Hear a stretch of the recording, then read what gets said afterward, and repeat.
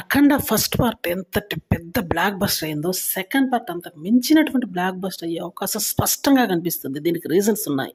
Boyapati scene first preference, ఎందుకంటే depth స్టోరీతో అయితే ఈసారి తీయబోతున్నాడు, ఇందులో డౌట్ లేదు. సెకండ్ పార్ట్ వచ్చేసేసి పాన్ ఇండియన్ రేంజ్, అంటే మామూలుగా ఉండదు.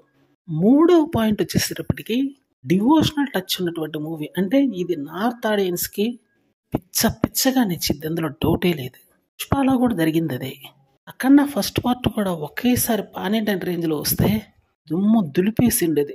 అందుకని ఈసారి మాత్రం అదిరిపోయే రేంజ్లో రాబోతున్నాడు. నెక్స్ట్ తమన్ మ్యూజిక్ ఈ మూవీకి అతిపెద్ద ఇసెట్ అనే చెప్పాల్సి ఉంటుంది.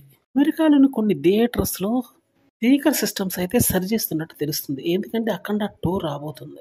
తమన్ చేయటువంటి బ్యాక్గ్రౌండ్ మ్యూజిక్ కానీ సాంగ్స్ కానీ ఏ విధంగా ఉంటాయో మనకు తెలియదు, అంత అద్భుతంగా ఉంటాయి. అందుకని ఈసారి మాత్రం మరోసారి మ్యూజిక్ ఎరగదీస్తాడనే చెప్పాలి. తమన్కి మాత్రమే సాధ్యమైనటువంటి మ్యాజిక్ చేసి పెడతాడు.